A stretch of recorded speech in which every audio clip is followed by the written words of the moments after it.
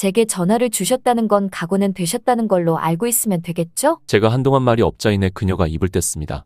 분명히 그때 모든 걸 하시겠다고 한 걸로 기억하는데 아닌가 보군요. 아직 별로 간절하시지 않은 모양입니다. 먹고 사실 만한가 보네요. 그의 주먹이 꽉 쥐어졌죠. 그야 죽도록 하기 싫었으니까요. 지금은 이 세상에 존재하지 않지만 정말 제 전부나 다름없던 아내를 배신하는 것이니 말입니다. 그러면 그 일은 없던 걸로 하죠. 이내 그녀가 끊으려고 하더군요. 그에 저는 말할 수밖에 없었습니다. 지금 바로 찾아뵙겠습니다. 그에 그녀가 흡족한 음성으로 말했죠. 좋아요. 그러면 저번에 제가 주소 보내드렸던 이사장실로 오세요. 저는 방에서 먼저 씻고 기다리고 있겠습니다. 네, 알겠습니다. 그에 저는 전화를 끊고 차를 몰고서 이사장실로 향하기 시작했죠. 사실 말이 이상장실이었지 그녀의 개인 오피스텔이었죠. 좋아요. 저는 그녀를 따라서 안으로 들어갔죠. 식탁에는 우아하고 고급진 캔들이 켜져 있었죠. 게다가 그 식탁 위에 올려져 있는 먹음직스러운 식사들까지.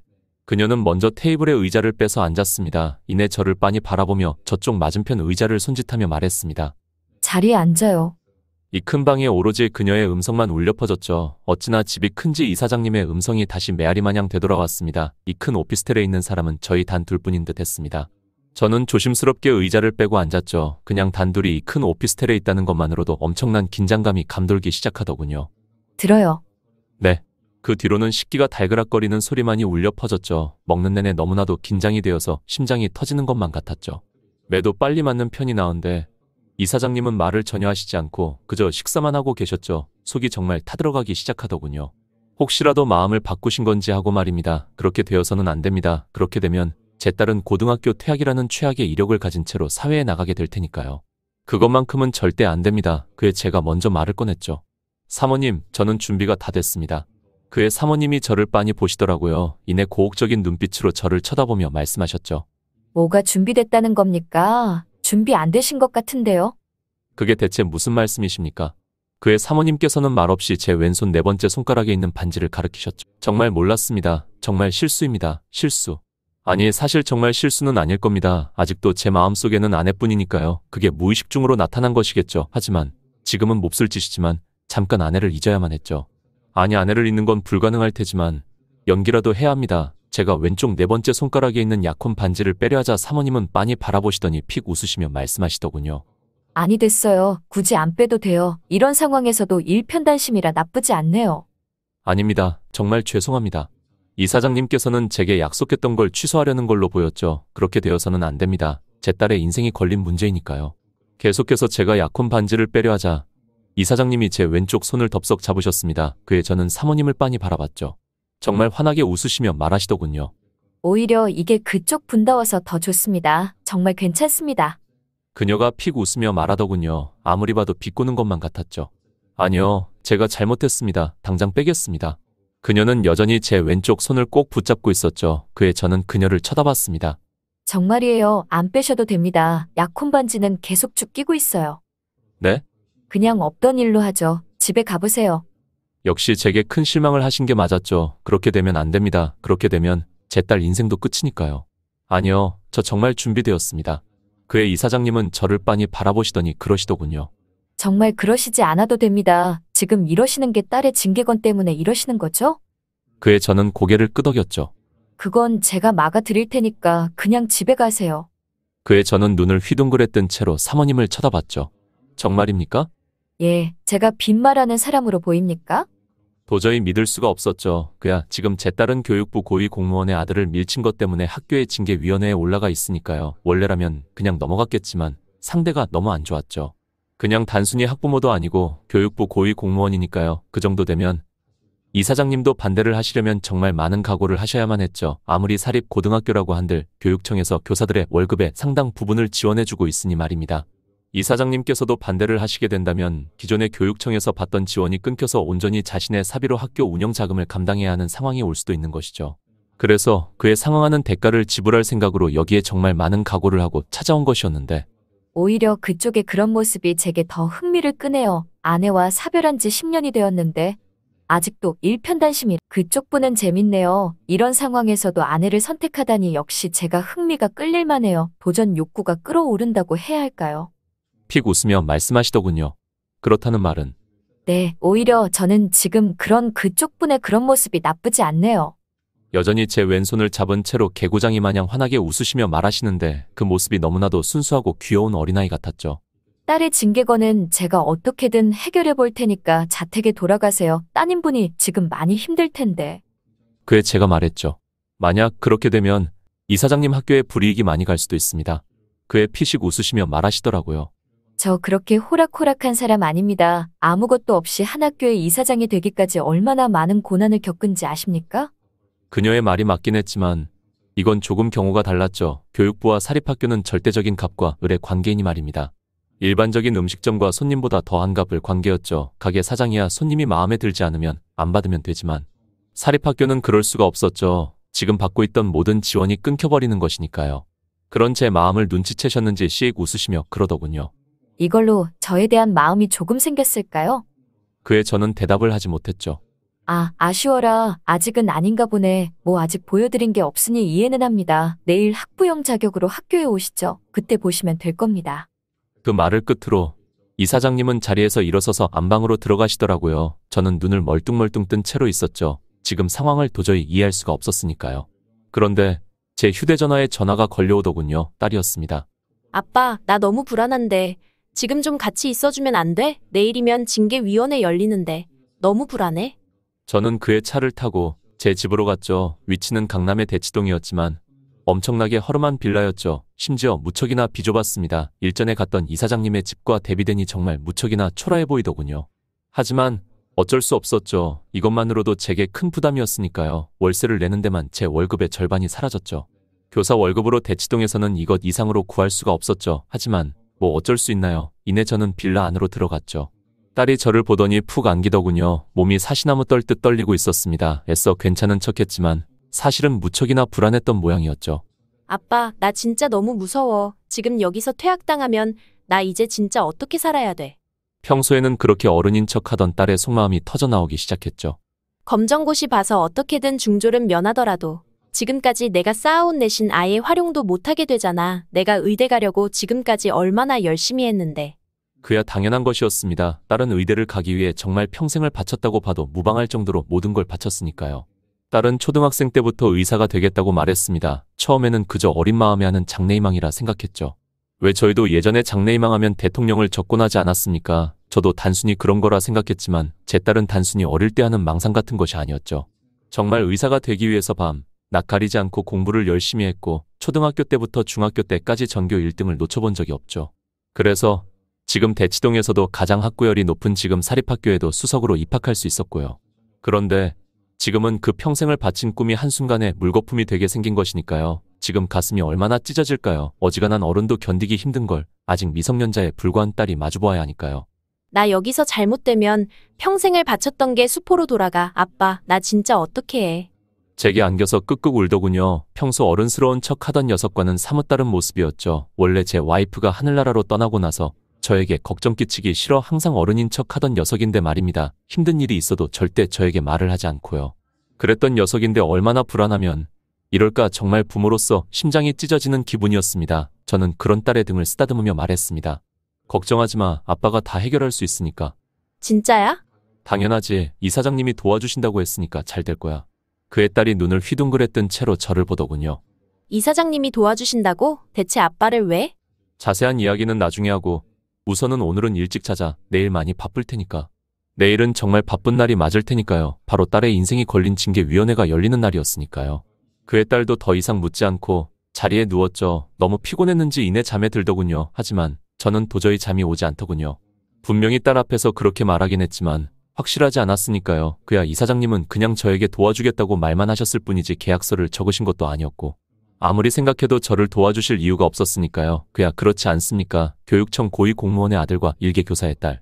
누구 손을 들어줄지는 너무 뻔하죠. 게다가 제 딸의 손을 들어줬다가는 엄청나게 큰 희생을 치르셔야만 하실 텐데 말입니다.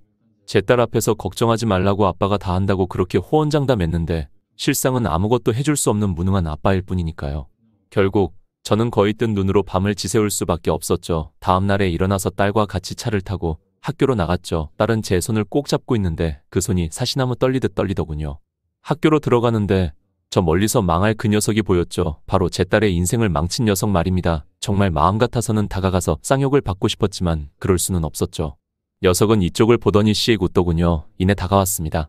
민지야, 그러게 내 말 좀 잘 듣지 그랬어. 고분고분하게 내 말 따랐으면 이럴 일 없잖아. 주먹이 꽉 쥐어졌죠. 이 녀석은 민지가 싫다는데 끊임없이 민지에게 구애를 했죠. 결국은 밤에 민지가 학원을 마치고 집에 돌아왔는데 민지 집 앞에서 기다리고 있었죠. 한 손에는 초콜릿과 다른 한 손에는 꽃다발을 든 채로 말입니다. 그리고는 다가와서 민지에게 초콜릿과 꽃을 건네며 고백을 했죠. 대체 집 주소는 어떻게 안 것인지 민지가 너무 소름 끼쳐서 밀쳤는데 그걸 넘어진 걸로 학교 폭력으로 징계위원회를 연 것이었죠. 원래라면 말도 안 되는 행위였죠. 오히려 녀석이 정식으로 고소당했을 테니 말입니다. 하지만 이번에는 상황이 달랐죠. 왜냐하면 녀석의 아버지는 교육청의 고위 공무원이니까요. 단순히 이사립 학교의 목숨줄을 쥐고 있을 뿐 아니라 교사인 저희 목숨줄도 쥐고 있는 셈이니까요. 정말 아빠가 되어서 딸을 잘 되게는 못해줄 망정딸이 힘들 때 아무것도 못해주고 오히려 이런 상황에 빠지게 만든 무능한 제 자신이 너무나도 원망스러웠죠. 지금이라도 생각 바꾸면 취하해줄게. 어때? 민지야, 나랑 지금부터라도 사귀자. 그의 민지가 입술을 꾹 깨물었죠. 민지가 진지하게 고민하는 듯 하더군요. 이건 도저히 아니다 싶었습니다. 제가 교사직을 그만두는 일이 있더라도 민지의 그런 꼴은 도저히 못 보겠더군요. 그 누구보다 민지는 행복하게 잘 살아야 하니까요. 그야 당연하지 않습니까? 하나뿐인 제 딸인데요. 저는 녀석이 앞에 나섰죠. 이내 말했습니다. 이러는 거 스토킹 범죄인 건 알고 있니 꼬맹아? 아저씨 방금 뭐라고 했어요? 전곡을 찔렸는지 입술을 달싹이더군요. 꽤나 볼만했습니다. 그런데 이내 그 녀석이 저 멀리서 다가오는 남자를 보고선 씩 웃더군요. 이내 저를 쳐다보며 말했습니다.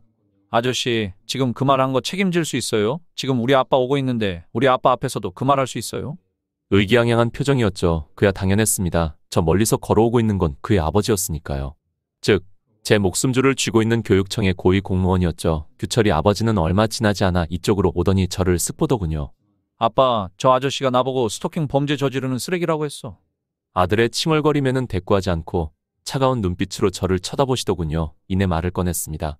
수덕 고등학교에 근무하시는 최민호 교사님이시네요. 그쪽 교장 선생님님과 저번에 식사 자리 가졌는데.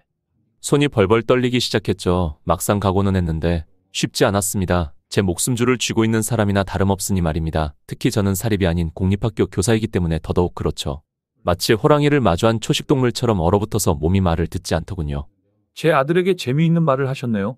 표현의 자유는 존중합니다만 그 말에 대한 책임은 본인이 지셔야겠죠? 수덕 고등학교에 근무하시는 최민호 선생님. 딸은 저를 빤히 쳐다보고 있었죠. 제가 어떤 말이라도 하길 기대하는 눈치였습니다. 하지만 저는 그 남자의 말에 그 어떤 말도 할 수 없었습니다. 막상 제 평생을 바쳐서 된 교사직이 걸려있다고 생각하니 차마 입이 떨어지지 않더군요. 그런 저를 보더니 이내 픽 웃더니 자기 아들의 손을 잡고선 말하더군요. 그럼 들어가자. 이내 규철이 녀석도 저를 보더니 픽 웃으며 말하더군요. 우리 아빠 앞에선 아무 말도 못하는 주제에 센 척은? 손이 부들부들 떨렸습니다. 제 자신이 이렇게 무능한 사람인지 처음 깨달았으니까요. 결국 저는 앞에서 아무 말도 못했으니까요. 분명 각오는 했습니다. 교사직이 파면 당해도 상관없다고. 하지만 막상 정말 그럴 수도 있다는 생각이 들기 시작하자 말이 나오지 않더군요. 제 자신이 이렇게 무능하다는 걸 이번 기회로 뼈저리게 느낄 수 있었죠. 아니, 제가 무능한 건 상관없지만 제 딸 앞에서만큼은 그런 모습을 보이기는 죽기보다 싫었습니다. 정말 죽기보다 그러기 싫었는데 옆을 보니 제 딸의 눈빛이 죽어싶더군요. 사실상 이제 끝이다 생각한 모양이었습니다. 그야 아버지라는 놈이 이런데 대체 어떻게 징계위원회에서 구해줄 수 있겠습니까? 징계위원회에 가서도 명백하게 규철이 아버지보다 아래일 텐데 말이죠. 주먹이 꽉 쥐어지더군요. 이렇게 무능한 놈이 아버지인지 이대로라면 딸의 징계위원회 결과도 너무나도 뻔했죠. 그런데 저 멀리서 구두 소리가 들려오기 시작했습니다. 저는 그쪽을 바라봤죠. 바로 이사장님이셨습니다. 이내 저를 보더니 고개를 갸웃하시며 말씀하셨죠. 안 들어가고 여기서 뭐하고 있어요? 그의 저쪽 안으로 들어가는 규철이와 규철이의 아버지를 보더니 이내 지금 상황을 이해한 듯 끄덕이시더군요. 아, 대충 무슨 일 때문인지는 알겠네요.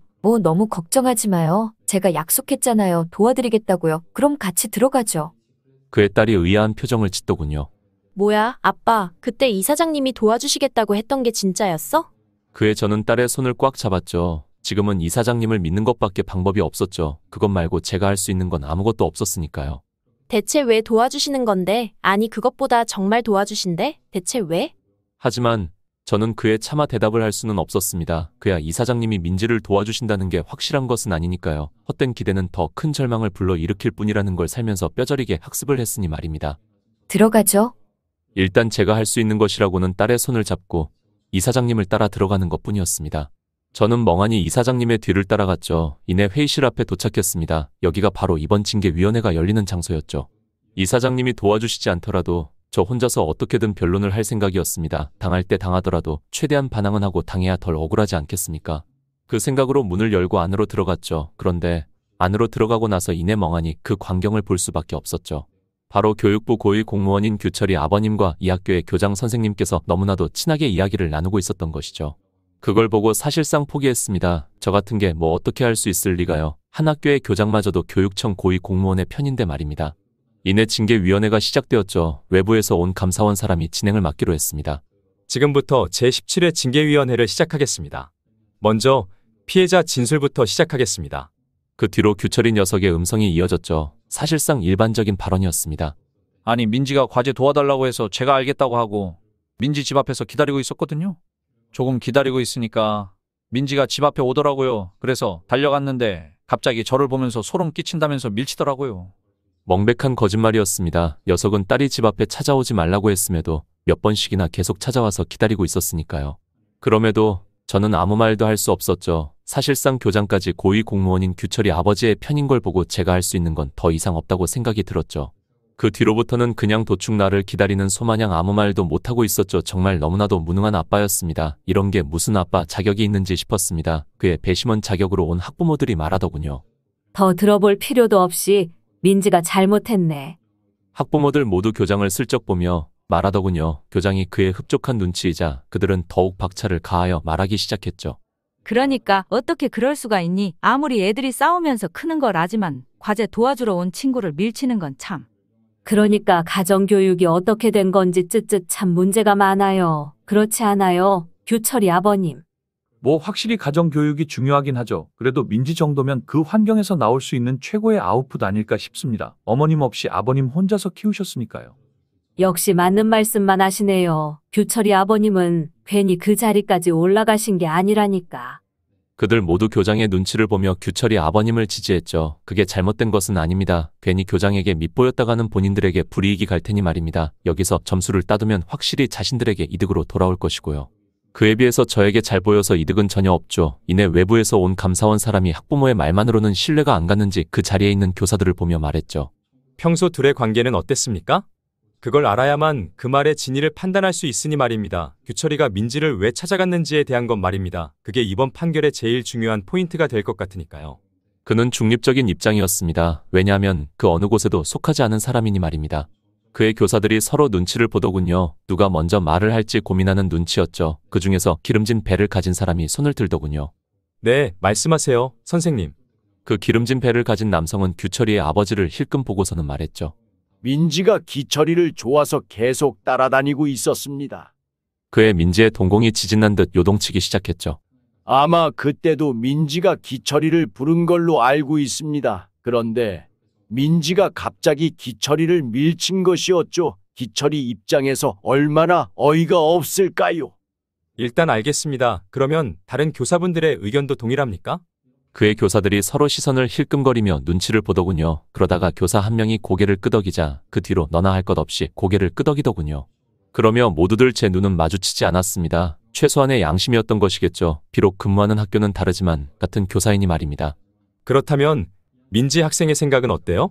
하지만 민지는 입을 열지 않았죠. 여기서 더 말해봤자 사실상 의미가 없다고 판단한 듯 했습니다. 어떤 말을 해도 이미 교사들이 증인을 다 서주었고 배심원 자격으로 온 학부모들도 모두 동의했고 심지어 교장도 저 녀석의 말을 믿는데 여기서 뭐 어쩌겠습니까? 심지어 아버지라고 따라온 사람도 아무 말도 못하고 있는 상황인데요. 민지의 눈에서 눈물이 찔끔 나더군요. 그걸 보고서야 정신을 차릴 수 있었습니다. 여기서는 제가 민지를 지켜주어야 한다고 말이죠. 조금 늦었지만 지금부터라도 말입니다. 제 모든 걸 버리는 한이 있더라도 말입니다. 하지만 냉정하게 판단을 해야 하죠. 마치 숫사자가 하이에나 무리들 중에서 대장만 찾아서 물어 죽이면 다른 하이에나들이 다 해산하는 것처럼 저기서 대장만 물어야 했죠. 바로 규철이 아버지 말입니다. 규철이 아버님. 그의 규철이 아버님이 저를 쳐다보더군요. 오히려 자식 교육은 아버님이 못 시킨 것 같습니다만. 뭐라고요? 그의 표정을 찡그리더군요. 아마 제대로 긁힌 모양이었죠. 이 회의실에 순식간에 긴장감이 감돌기 시작했습니다. 그렇게 감싸고만 돌면 나중에 큰일 날 겁니다. 자식의 잘못을 무작정 덮어주고 감싸주는 건 올바른 교육이 아닙니다. 때때로는 자식의 잘못된 부분을 꼬집어서 훈육을 해야 할 때도 있는 법이죠.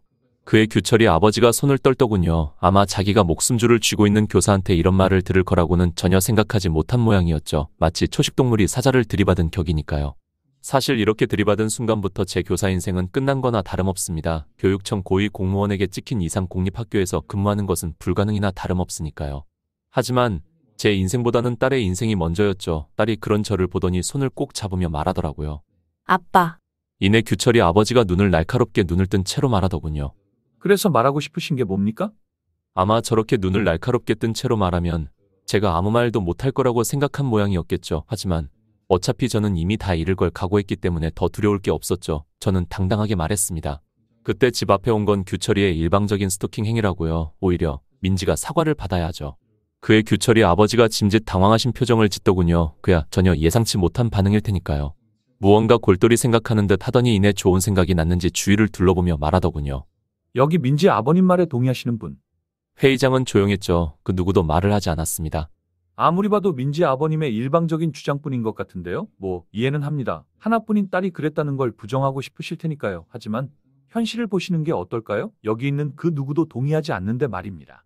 그의 감사원이 모든 판단이 끝난 듯 고개를 끄덕이며 말했습니다. 그러면 여기 있는 그 누구도 민지 아버님 말에 동의하시지 않는 거죠? 그렇다면 판결을 내리겠습니다. 민지 학생은? 여기 동의하지 않는 사람 있는데요. 퇴학이라는 말이 나오려는 시점 한 사람이 손을 들었죠. 모두의 시선이 그쪽으로 쏟아졌죠. 그야 여기에 이의를 달 사람이 있을 거라고는 전혀 생각하지 못한 눈치였으니까요. 저는 민지 아버님 말에 동의하는데요. 아까부터 손 들었는데 왜 자꾸 넘어가려고 하시는 겁니까? 모두의 시선이 그쪽으로 쏟아졌죠. 그야 여기에 이의를 달 사람이 있을 거라고는 전혀 생각하지 못한 눈치였으니까요. 이미 저 빼고 다른 사람들 모두 규철이 아버지와 의견이 동일했으니까요. 지금 같은 상황에 그 누가 말을 하더라도 전혀 힘이 실리지 않을 게 뻔했죠. 그런데 그 손을 든 사람을 보고서는 모두의 눈이 휘둥그레졌죠. 규철이 아버님 말씀에는 상당히 어폐가 있어 보입니다. 원래라면 누가 손을 들든 싸그리 무시했을 것이지만 판결원은 되물어볼 수밖에 없었죠. 왜 그렇게 생각하십니까? 바로 그 반대한 주체가 이 학교의 이사장님이었으니까요. 이사장님은 저를 쓱 바라보시더니 이내 말을 이어가셨죠. 저도 민지 아버님의 말처럼 규철이가 민지를 좋아해서 따라다니는 것으로 알고 있습니다만 스토킹에 가까울 정도로 지독하게요. 그의 규철이 녀석의 표정이 찡그러졌죠. 하지만 직접적으로 불만을 표출하지는 못했죠. 그야 그녀는 이사장이었으니까요. 하지만 규철이의 아버지는 표정을 찡그린 채로 말했죠.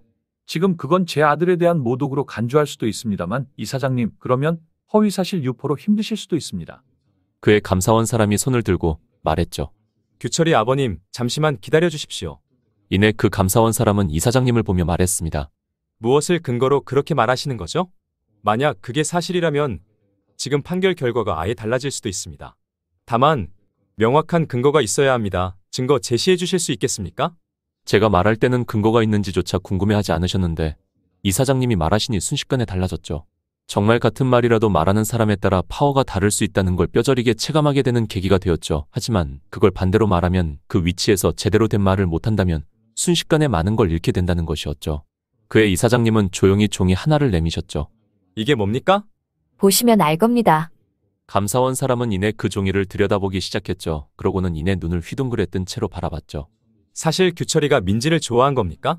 그의 규철이 아버지가 표정을 찡그리더니 말하더군요. 전혀 근거 없는 이야기입니다. 이 종이에는 학생들의 증언이 담겨 있습니다. 학생들이 거짓말을 할 이유는 없지 않습니까? 교사분들과 학부형분들은 이득이 직접적으로 관련이 있으니 중립적이라고 보기 힘듭니다만 아이들은 그렇지 않지 않습니까? 전곡을 찌르는 날카로운 말이었죠. 그의 규철이의 아버지가 말하더군요. 하지만 아직 성인이 되지도 않은 아이들의 주장일 뿐이지 않습니까? 아직 사고가 정립되지 않아 미성숙한 아이들의 말뿐입니다. 전혀 신뢰가 가지 않습니다. 민지랑 친한 친구들의 일방적인 증언일 수도 있고요. 그건 전혀 증명되지 않습니다. 그것 또한 그쪽 분의 일방적인 증언일 뿐이죠. 그의 규철이 아버지가 미간을 찌푸리시며 이사장님을 쳐다보셨죠. 아마 지금까지 이렇게 자기를 상대로 짜증나게 했던 사람은 없었던 모양이었죠. 자꾸 근거도 없이 그렇게 말하시면 아무리 이사장님이라고 한들 제가 가만히 있기 힘듭니다. 그의 이사장님은 말없이 휴대전화를 들어 보여주셨죠. 그걸 보고서는 모두의 표정이 굳기 시작했습니다. 그건 규철이가 민지에게 좋다고 고백을 하는 영상이었으니까요. 민지는 싫다고 하는데 규철이가 계속해서 따라다니는 영상이었습니다. 그의 규철이 아버지의 손이 부들부들 떨리기 시작했죠. 이걸 보여주시는 의도가 뭡니까? 설마. 규철이 아버지가 이사장님을 힐끔 보며 말하더군요. 그녀가 픽 웃으며 말하더군요. 그저 사실을 밝히고 싶을 뿐입니다. 저는 이 학교의 이사장입니다. 이사장이라면 무고한 학생이 당하는 걸 두고 볼 수만은 없죠. 규철이는 더 이상은 아무 말도 하지 못하고 고개를 푹 숙이더군요. 그야 명백한 증거가 나왔는데 어쩌겠습니까? 교사들도 학부형들도 그 어떤 말도 하지 못했습니다. 주위를 쓱 들러본 판결원이 그러더군요. 이 징계위원회는 없던 걸로 하겠습니다. 그 뒤로 해산을 했죠. 하나 둘씩 회의실에서 나가기 시작했습니다. 그야 더 있을 이유가 없으니까요. 그런데 규철이 아버지가 이사장님께 말하더군요. 상당히 차가운 음성이었죠. 잠깐 보죠, 이사장님. 그의 이사장님이 고개를 끄덕이고 같이 밖으로 나가셨죠. 이내 규철이 아버지는 주위를 둘러보셨죠. 혹시라도 주위에 이 말을 듣는 사람이 없는지 확인하는 듯 했습니다. 이내 확신을 한 듯한 규철이 아버지가 말하셨죠. 이거 감당하실 수 있겠습니까? 뭘 말입니까? 이사장님이 눈을 멀뚱멀뚱 뜬 채로 쳐다보셨죠. 정말 몰라서 그러시는 겁니까? 네, 모르겠는데요. 정말 모르시지 않을 텐데요. 지금 제가 무슨 말을 하는지 말입니다. 직접적인 언급은 하지 않았죠. 그야 직접적인 언급을 했다가는 오히려 본인이 위험할 수도 있으니까요. 잘 돌려서 말하더군요. 이내 이사장님이 피식 웃으시며 말하셨죠. 뭐 그렇다고 한들 제가 내일 라면을 못 먹지는 않을 거 아닙니까? 그의 규철이 아버지는 이사장님을 빤히 보시더니 말씀하셨습니다. 앞으로 뭘 상상하시든 그 이상이 펼쳐질 겁니다. 네, 누가 이길지 한번 해보자고요. 저도 그렇게 호락호락한 사람은 아닙니다. 그의 규철이 아버지는 눈을 부라리더니 이내 시선을 거두고 저 밖으로 나갔죠. 저는 우선 그걸 영상으로 촬영해뒀죠. 혹시 나중에 증거로 쓸 수 있지 않을까 하고 말입니다. 그런데 얼마 지나지 않아 교장 선생님도 그쪽으로 다가가셨죠. 이사장님, 대체 어떻게 하려고 그러셨습니까? 앞으로 저희 학교에 어떤 불이익이 가해질지 너무 뻔하지 않습니까? 그의 심정도 이해가 되긴 했습니다. 앞으로 이 학교의 금전적인 지원뿐 아니라 제도적인 지원까지 끊길 테니 말입니다. 그의 이사장님이 픽 웃으며 말하더군요. 이사장으로서 했을 일을 했을 뿐입니다. 그리고 민지도 제 학생입니다. 누구는 교육부 고위 공무원 아들이라고 해서 거짓말인데도 그 말을 믿어줘야 하나요? 심지어 그 말을 믿으면 무고한 학생이 징계를 당하는데요. 저는 그렇게 살기 싫습니다. 그리고 무엇보다 아직 회의실 안에 있는 저를 바라보시며 말하셨죠. 까짓거 뭐 한 번 사는 인생인데 좋아하는 사람 도와주며 살아야죠. 그러고 살기도 바쁜 인생 아닙니까? 저를 보시며 말하시는데 제 심장이 미친 듯이 쿵쾅쿵쾅 뛰기 시작했죠. 그 모습이 정말 너무나도 눈부셨습니다. 왜 살다 보면 그런 순간들이 있지 않습니까? 아, 이건 평생 기억에 남을 것 같다는 강한 확신이 드는 순간 말입니다. 지금이 제게 있어서는 바로 그런 순간이었습니다. 아내 이후로 죽은 줄로만 알았던 제 심장이 다시 뛰기 시작하더군요. 일단은 알겠습니다만 책임은 전부 이사장님이 지셔야 할 겁니다. 아마 재단 쪽부터 지원이 다 끊길 테니 말입니다. 이내 교장 선생님은 학교 밖으로 걸어가더군요. 저는 이제서야 이사장님께 다가가서 고개를 꾸벅 숙이며 말했습니다. 정말 너무 감사합니다. 뭘요? 이사장으로 했을 일을 했을 뿐인데요. 그의 저는 멍하니 바라봤죠. 정말 너무나도 아름다운 미소이셨습니다. 제가 알고 있던 것보다 훨씬 올바르고 좋으신 분이었죠. 남자를 밝힌다는 것도 아마 누군가 악의적으로 퍼뜨린 소문이 확실해 보였죠. 제 눈빛이 조금 바뀐 걸 느끼셨는지 이내 말씀하시더라고요.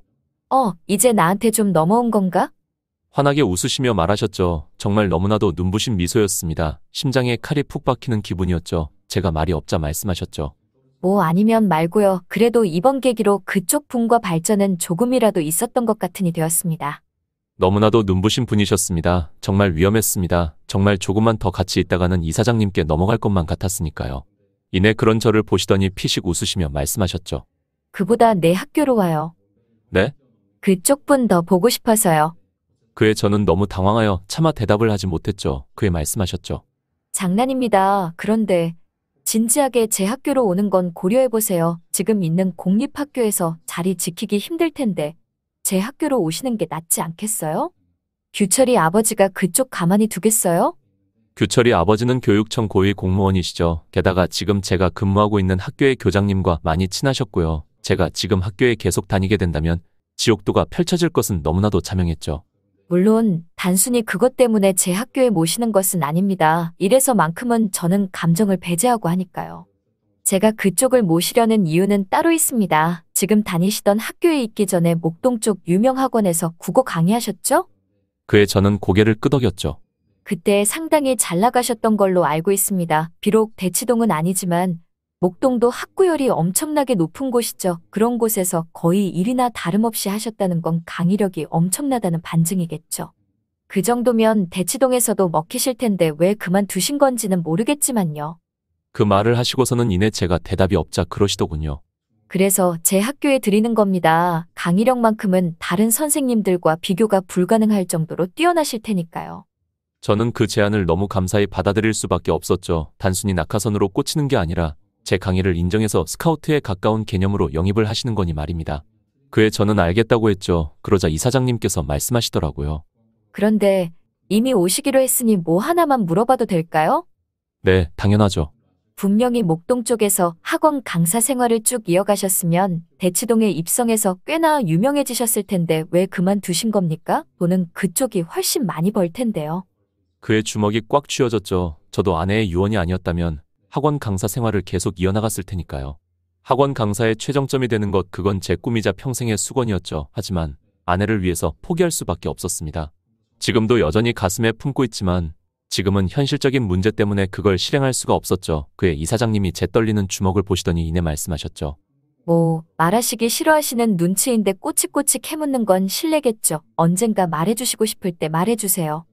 이내 이사장님은 저기 주차장에 주차된 차에 타셨습니다. 저는 그의 이사장님의 차에 다가가서 꾸벅 인사를 드렸죠. 그러자 이사장님이 말하시더군요. 아 참, 출근은 내일부터 당장 하시면 됩니다. 다만 제가 편의를 당분간은 봐드리지 못할 것 같습니다. 급하게 처리해야 할 일들이 많이 생길 것 같아서 한동안 학교를 비워야 할 것 같으니까요. 아마 규철이 아버지와 척을 진 것 때문이겠죠. 앞으로 교육청에서 금전적인 지원이 끊길 뿐 아니라 제도적인 지원도 끊길 테니까요. 그를 해결하기 위해서 이사장님은 사방팔방으로 뛰어다니셔야 할 테니까요. 너무 죄송스러웠습니다. 그쪽 때문이 아니에요. 이사장으로서 아니 어른으로서 해야 할 일을 한 것뿐이니까요. 민지는 아직 꿈을 포기하기에는 너무나도 이른 나이 아닙니까? 정말 감사합니다. 정말 열심히 해보겠습니다. 아니 잘하겠습니다. 제가 할 수 있는 건 이사장님의 기대에 부응하는 방법뿐이었죠. 학생들을 잘 가르치는 것 말입니다. 그의 이사장님은 싱긋 미소를 지으시고 차를 타고 저 멀리로 가셨죠. 이내 저도 지하철을 타고 집으로 돌아왔죠. 제가 집에 들어가자 민지가 활짝 웃는 표정으로 달려와서는 저에게 푹 안기더군요. 아빠, 정말 너무 다행이야. 나 이제 계속 공부해서 의대에 갈 수 있겠어. 진짜 너무 고마워. 코를 훌쩍이며 그러더군요. 정말 너무 기뻐 보였습니다. 그에 제가 말했죠. 더 기쁜 소식 있는데 말해줄까? 뭔데? 아빠 이제 민지네 학교에서 근무하게 됐어. 어? 그의 왜인지 민지의 표정이 별로 좋지 않았죠. 이상했죠. 아빠가 같은 학교에 근무하면 오히려 좋아해야 할 텐데 말입니다. 너무나도 의외의 반응이었죠. 이내 민지가 조심스럽게 입을 뗐습니다. 아빠, 너무 기분 나빠하지 말고 들어. 왜인지 민지의 표정에는 긴장감이 잔뜩 서려 있었죠. 아빠, 거기서 살아남기 엄청 힘들 거야. 그게 무슨 소리야? 여기 대치동이라서 아버지들 직업이 전부 어마어마해. 대형 로펌 변호사에 잘 나가는 기업의 총수의 사자 직업은 전부 기본이야. 사는 집도 기본 몇십억부터 시작이고, 그런데 우리는 민지는 주위를 둘러봤죠. 당장이라도 쓰러질 듯한 허름한 빌라였죠. 바퀴벌레가 워낙 많이 나와서 이제 바퀴벌레의 종류조차 다 외울 정도로 말이죠. 가구도 전부 조금이라도 건드리면 쓰러질 것 같이 위태위태한 것뿐이었습니다. 괜찮아, 아빠 믿어. 응? 아빠 강의력 알잖아. 교사는 결국 수업을 잘하는 게 중요한 거지. 뭐 그런 게 중요하겠어? 그의 민지는 저를 빤히 바라보더니 피식 웃었습니다. 그래, 아빠라면 가능할 것 같네. 괜한 걱정했네. 미안해. 나 먼저 들어가서 잘게. 이내 민지는 방으로 들어가서 먼저 자기 시작했죠. 저도 자려고 했는데 오늘은 영 잠이 오지 않더군요. 그에 저는 책상 서랍을 열어봤죠. 거기에는 제가 한창 학원 강사를 하던 시절에 집필했던 교재들이 있었습니다. 그뿐 아니라 학생들의 편지도 있었죠. 선생님 강의력이 최고라고 쭉강의 계속 해달라고. 선생님 때문에 대치동에서 여기까지 온다고. 가슴이 울컥해지는 편지들이었죠. 아직도 제 마음 한켠에는 학원 강사에 대한 꿈이 불타고 있죠. 예전에는 아내 때문이었지만 지금은 현실적인 문제 때문에 하지 못하죠. 그야 교사는 그렇게 많이 벌지는 못하지만 하방이 안정적이죠. 그에 비해 강사는 성공만 한다면 돈은 정말 썩어 넘치도록 벌지만 하방은 아예 없는 직업이었습니다.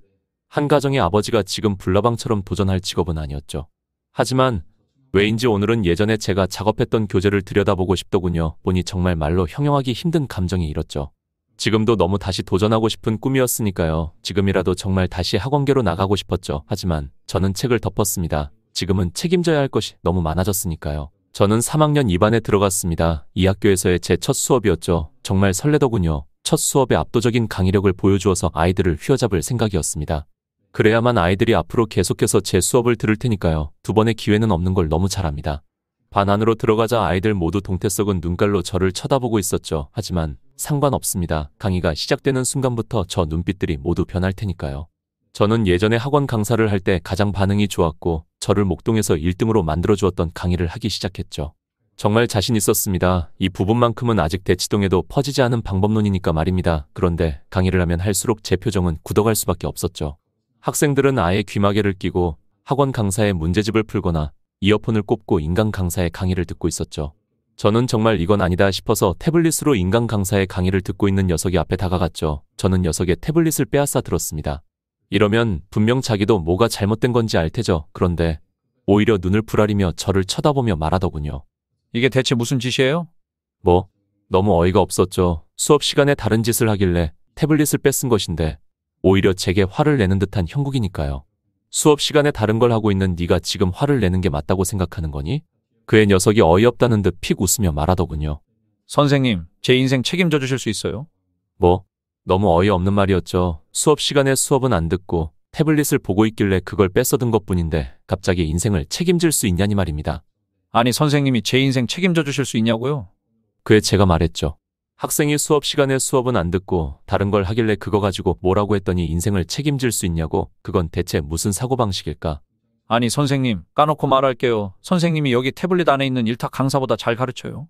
너무 어이가 없어 말도 나오지 않더군요. 그의 녀석이 픽 웃으며 말하더군요.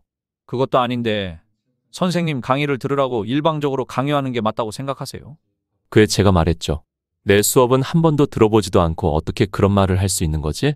그야 녀석은 아예 듣지도 않았으니까요. 그의 녀석이 픽 웃으며 말하더군요. 검증되지도 않은 공교육 교사 선생님의 강의를 어떻게 믿고 듣냐고요? 아니, 선생님 정말 까놓고 말할게요. 여기 태블릿에 있는 선생님보다 강의력이 더 좋으시면 저기 대치동 가서 수백억 쓸어 담고 있는 일타 강사하고 있지 여기서 겨우 월 몇백 받으면서 교사하고 있겠어요? 요즘 아이들은 이런 사고관을 가지고 있는 건가 정말 충격적이더군요. 도저히 말이 이어지지 않았습니다. 그의 녀석이 손을 내밀더군요. 그러면 태블릿 주세요. 저는 차마 그 태블릿을 줄 수가 없었죠. 도저히 용납을 할 수가 없었으니까요. 선생님한테 그런 말버릇 하는 게 맞다고 보니 단순히 교수뿐 아니라 학생을 올바른 길로 인도하는 게 교사의 몫이기도 하단다. 그의 녀석이 픽 웃으며 말하더군요. 아저씨. 아저씨라는 말에 당황할 수밖에 없었죠. 이건 정말 상상도 못한 호칭이었으니까요. 대체 누가 누굴 걱정하는 거예요? 아저씨, 저번에 주소로 보니까 여기 대치동에서 가장 싼 빌라에 살고 계시던데. 저는 아빠한테 이미 반포에 평당 1억 하는 아파트 벌써 상속받았어요. 그런데 누가 누굴 걱정하는 거예요? 아저씨는 평생 벌어도 들어오지도 못하는 곳을 저는 벌써 상속받았는데요. 그러니까 좀 주제를 아세요. 누가 누굴 걱정하는 거야 대체? 그의 손이 부들부들 떨리더군요. 정말 뭐 이런 녀석이 있는지 말입니다. 정말 화를 참기가 너무 힘들더군요. 녀석은 제 부들부들 떨리는 손을 보더니 이내 말하더군요. 아, 때리셔도 되는데 저희 아빠가 아는 변호사 정관예우 변호사예요. 아마 한 대 치고 평생 감옥에 썩으실 텐데 그래도 괜찮으시면 치시고요. 한번 쳐보세요.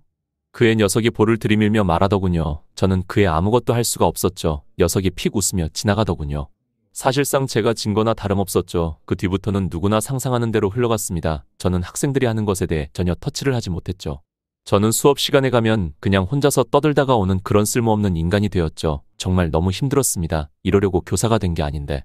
정말 너무나도 수많은 생각이 들더군요. 너무 힘들었습니다. 하지만 저는 이런 지옥 같은 생활도 계속 할 수밖에 없었죠. 왜냐하면 앞으로 민지가 대학 들어가서 내야 할 등록금도 그렇고 돈이 많이 들 테니까요. 하루하루 날이 지날수록 제가 죽어가고 있는 게 느껴졌죠. 단순히 월급을 타기 위해 시간을 죽이고 있는 건 제게 너무 견디기 힘든 일상들이었습니다. 한날에는 쓸쓸히 교무실 앞에 섰는데 거기서 선생님들의 음성이 들리더군요. 아, 이거 진짜 어떻게 하나? 왜? 무슨 일인데? 아니, 교육청에서 공문이 내려왔는데 원래 우리 학교에 보내던 재정적 지원이랑 제도적인 지원도 전부 다 끊는다네. 이거 진짜 어떻게 하나? 뭐? 갑자기 왜? 아니, 자네 그거 아직도 몰라? 이번에 새로 들어온 신입교사가 기철이 아버님한테 밑보인 거 수습해주느라고 우리 학교가 찍혔잖아. 그래서 이런 지원들도 다 끊긴 거지. 진짜 민폐 덩어리네. 그의 입술을 꾹 깨물고는 안으로 들어갔습니다. 안으로 들어가자 모두의 시선이 제게 쏠렸죠. 설마 앞에서 대놓고 뒷담화를 하진 않을 거 아닙니까? 그런데 기름진 배를 가진 교사가 제게 다가와서는 그러더군요. 지금 너 때문에 학교가 힘든 상황인 건 알고 있지. 모두의 시선이 이쪽으로 쏠렸습니다. 여기서 앞으로 교사들 사이에 제 입지가 결정되는 것이겠죠. 여기선 굽힐 수 없었습니다. 저는 옳은 일을 한 것뿐입니다. 제 딸이 무고하게 퇴학당하게 생겼는데 가만히 있습니까? 그의 피식 웃으며 말하더군요. 그러면 자네 때문에 이사장님이 지금 얼마나 힘든 상황이 되셨는지는 알고 있고. 그게 대체 무슨 말인가 싶었죠. 영문을 모르겠다는 제 표정을 보더니 이내씩 웃으며 입을 떼더군요. 우리 교사들 월급이 이사장님의 재단으로부터 나오는 건 알고 있지. 그런데 교사들 월급의 상당 부분을 교육청에서 세금으로 지원해줬는데 이제 그게 끊기게 생긴 거지. 그러면 이제 어떻게 될까? 이사장님 혼자서 그 막대한 월급들을 전부 부담해야 되지. 그뿐 아니라 이 학교 시설 유지 보수 명목으로 나오던 지원금도 다 끊겨서 이제 이사장님이 혼자서 그걸 다 감당하셔야 되고 지금 파산 안 하시면 다행인 상황이야. 그의 주먹이 꽉 쥐어졌죠. 그렇게 힘드신 상황인 줄은 몰랐으니까요. 지금 이사장님 한동안 학교에서 보이시지 않지? 지금 발등에 불 떨어지셨어. 자네 때문에 말이야. 아마 지금 살고 계신 오피스텔도 부동산에 나온 걸로 알고 있는데. 그때 누군가 교무실 안쪽으로 들어오셨습니다. 바로 이사장님이셨죠. 설마 이 대화를 들으신 건 아니겠죠. 교무실에 긴 정적이 흘렀습니다. 이사장님은 저를 보시더니 그러시더군요. 잠깐 볼까요? 그에 저는 이내 이사장님실에 갔죠. 커피를 한 잔 내주시더군요. 긴 침묵이 흘렀죠. 이내 조심스럽게 입을 떼셨습니다. 사실 여기서 있었던 이야기 들었습니다. 오늘 있었던 일에 대한 것이겠죠. 정말 부끄러웠습니다. 이사장님께 강의력으로 인정받아서 왔는데 학생들에게 무시나 받고 있으니까요. 분명히 강의력으로 보답해드리겠다고 했는데 너무 부끄러웠습니다. 제 손이 부들부들 떨렸죠. 그런데 이사장님은 제 손을 꼭 잡아주시며 말씀하셨죠. 그건 그쪽 잘못이 아니에요. 제 잘못이죠. 예. 원래라면 제가 그런 학생들은 제가 징계를 내려야 하는데 제가 힘이 약해서 미안합니다. 주먹이 꽉 쥐어졌죠. 학교 내에서 힘이 약해지신 것도 저를 도와주시다 그렇게 된 것이니까요. 그리고 사실 한참 동안 생각해봤습니다만 역시 민호 씨는 학원 강사의 꿈을 펼치시는 게 맞는 것 같습니다. 그의 식은땀이 흘렀죠. 결국 저는 무능해서 저를 그렇게 좋게 봐주시던 이사장님께도 잘린다는 것이니까요. 그런데 이사장님은 그런 제 생각을 파악하셨는지 고개를 절레절레 저으시며 말하시더군요. 그쪽 분이 무능해서 그런 게 아닙니다. 공교육이 원래 이래요. 정말 열정 있는 선생님들도 몇 년 지나면 그 열정을 잃어버립니다. 이내 이사장님은 저를 빤히 바라보셨죠. 그런데 민호 씨는 그렇지 않네요. 아직 그 열정 어린 눈빛을 유지하고 계시네요. 민호 씨, 나가서 더 넓은 세상에서 꿈을 펼치세요. 물론 저도 너무 그러고 싶습니다만 지금은 그럴 수 있는 상황이 아니었죠. 예전에 제가 강의하던 시절과 많이 변했으니까요. 아직도 제가 먹힌다는 확신이 없었죠. 아마 상당 기간 최저시급도 못 받으며 긴 무명생활 해야 할 텐데 그렇게 되면 딸의 생계가 걱정이죠. 지금 저는 너무나도 책임져야 할 게 많아졌습니다. 더 이상 꿈을 쫓아 한 몸을 불사지를 수 있는 불나방이 되는 것이 불가능한 나이죠. 그의 저를 힐끔 보시더니 말씀하시더군요. 아, 더 정확하게 말하면 교직을 그만두시는 게 아니라 잠깐 휴직입니다. 네? 그러니까 휴직 기간 동안 돈은 계속해서 나올 겁니다. 앞으로 몇 년 동안은 말이죠. 그의 저는 그녀를 빤히 쳐다봤죠. 그건 너무 죄송한 짓이었으니까요. 아무리 봐도 저를 배려해 주셔서 그런 말을 하신 듯했죠. 제가 지금 교사직을 그만두게 되면 생계를 감당하기도 빠듯한 상황이란 걸 너무나도 잘 알고 계시니 말입니다. 하지만 그게 말이나 됩니까? 며칠 깔짝 일하고 휴가를 가진다고 그 기간 동안 돈이 따박따박 나오는 게 말입니다. 그것도 몇 년 동안 말입니다. 물론 예전 이사장님이셨다면 크게 부담이 안 되실 수도 있지만 지금 이사장님은 그러지 않은 상황이었죠. 그건 엄청나게 큰 부담일 게 확실했죠. 저는 그녀의 손가락을 바라봤습니다. 예전에 그렇게 주렁주렁하던 반지들이 더 이상은 걸려있지 않았죠. 이사장님은 그런 제 눈빛을 따라가더니 이내 손을 뒤로 감추시더군요. 그냥 너무 주렁주렁 달고 다니는 거 불편해서 판 것뿐입니다. 오해하지 마세요. 그러니까 부담 가지지 말고 휴가 기간 동안 월급 받으실 계좌 작성하고 가시면 됩니다. 거기로 매달 입금될 테니 말이죠. 안식년 개념으로 생각하세요. 이내 이사장님은 제게 계좌번호가 공란인 종이를 한 장 내미셨죠. 저는 그 종이에 차마 제 계좌번호를 적을 수가 없었습니다. 그야 너무나도 죄송한 짓이었으니까요.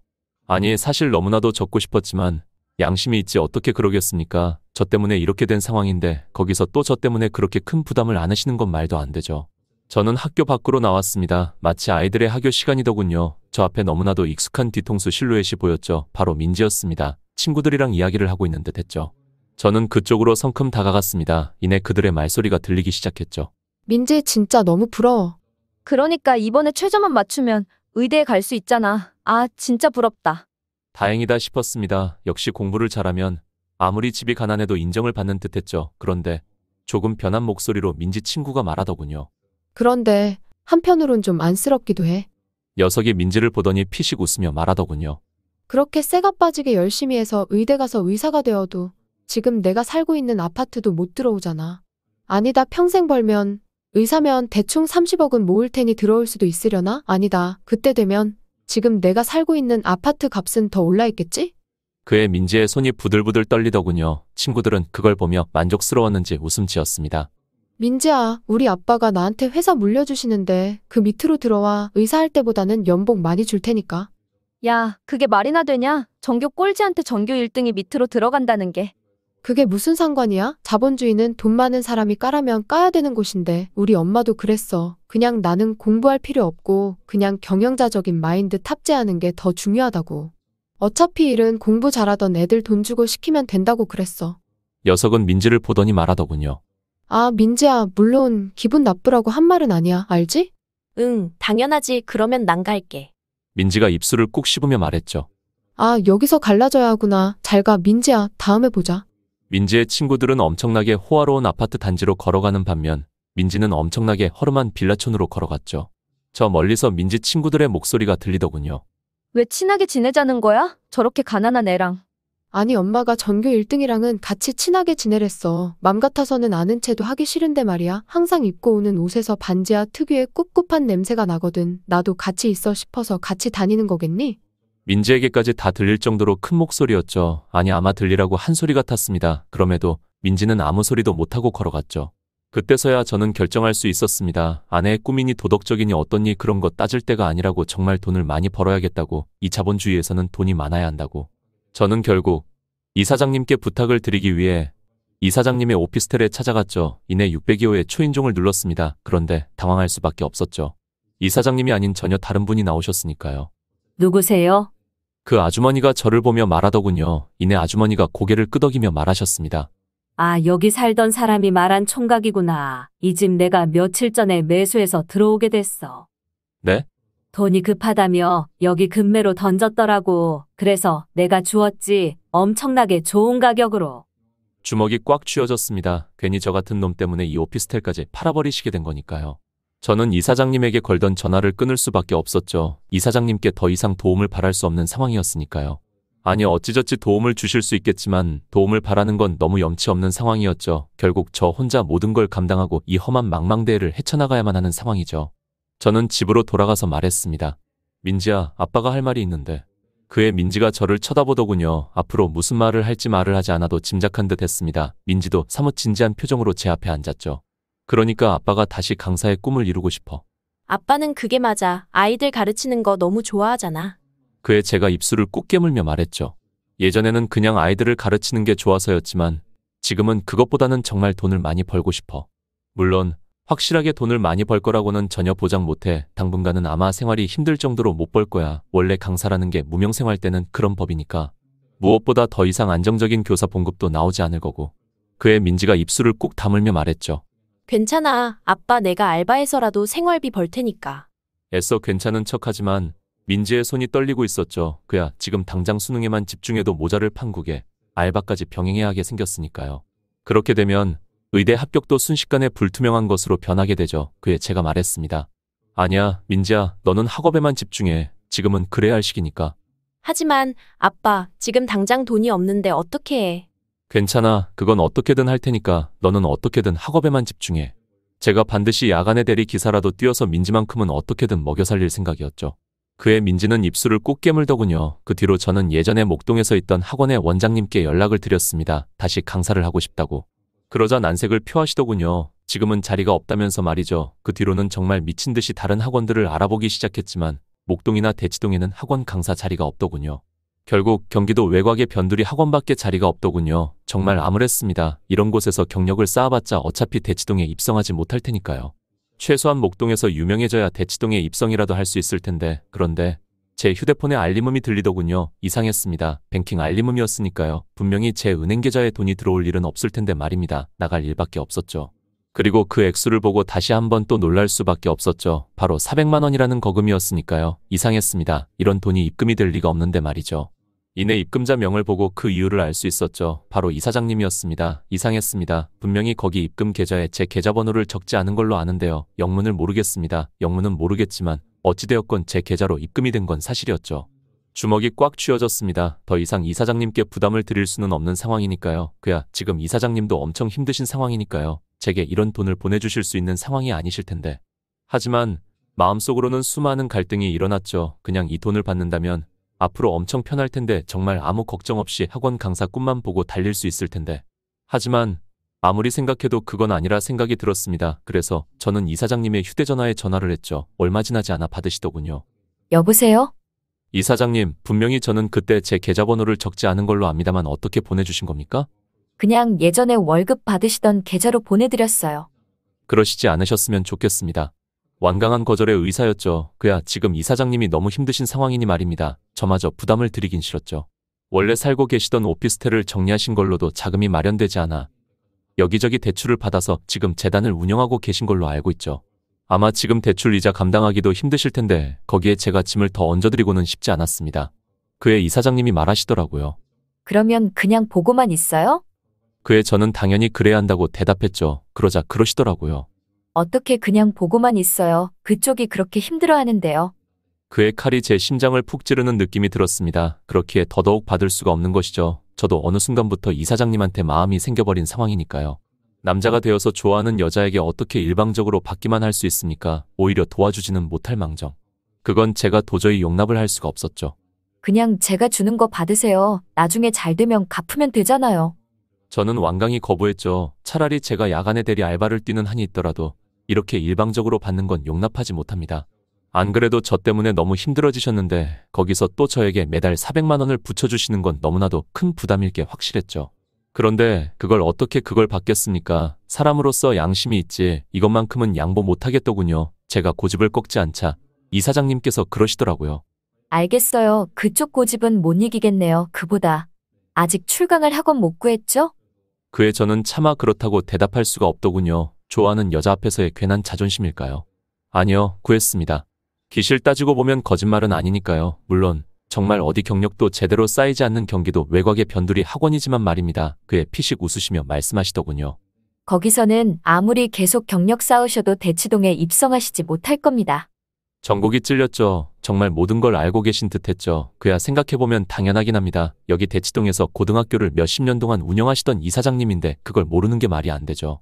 지금 대치동과 목동 같은 학구열이 높은 동네 학원에 신규 강사 티오가 전혀 없다는 걸 말입니다. 그쪽 고집이 워낙 완고하니 돈 보내드리는 건 포기할게요. 대신 이 부탁 하나는 들어주세요. 네, 말씀하세요. 제가 추천하는 학원에 가보세요. 거기 신규 강사 구하고 있던데 그 정도는 해줄 수 있죠? 저는 지금 당장 가보겠다고 했죠. 물론 대치동은 아닐 겁니다. 대치동은 이미 신규 강사 티오가 가득 차 있는 상황이기에 더 이상 받을 수가 없으니까요. 목동도 마찬가지인 상황이고요. 그래도 이사장님이 추천해 주신 곳이니 여기같이 그저 그런 동네 학원보다는 낫겠죠. 그럼에도 암울하긴 했습니다. 무명 생활을 해도 대치동에서 해야 경력이 쌓여서 나중에 인정받을 수 있는데 변두리 동네 학원에서는 아무리 경력을 쌓아도 인정받을 수가 없으니까요. 그러면 지금 제가 주소 보내줄 테니까 그쪽으로 지금 가보세요. 그 통화를 끝으로 이사장님은 제게 그 학원의 주소를 보내주셨죠. 그걸 보고 의아할 수밖에 없었습니다. 그 주소에는 바로 대치동이 적혀 있었으니까요. 이상했습니다. 분명히 지금 대치동 학원의 신규 강사 티오 자리는 전혀 없는 걸로 알고 있는데요. 의아해하며 저는 안쪽으로 들어가 봤습니다. 그러자 거기서 백발의 노인이 저를 반기더군요. 어서 오세요. 이사장님께서 말씀하신 분입니까? 그에 저는 맞다고 대답했죠. 그러자 백발의 노인이 말을 꺼내기 시작했죠. 그러면 여기서 앞으로 일하시면 되겠네요. 네? 그야 의아할 수밖에 없었죠. 분명히 대치동에 신규 강사 티오는 없는 걸로 알고 있는데요. 게다가 난데없이 오자마자 바로 일을 하라니요. 이게 말이나 됩니까? 아니 생각해보니 아예 말이 안 되진 않네요. 강사 자리가 없는 것뿐이지 기타 잡 일을 보는 자리에 티오는 넘쳐나니까요. 어느 선생님의 조교로 들어가는 겁니까? 아니요. 누구 밑에 들어가실 필요 없습니다. 네? 그야 도저히 이해할 수가 없었죠. 누구 밑에 들어가는 게 아니라니요. 여기서 정식 강사로 일하시면 됩니다.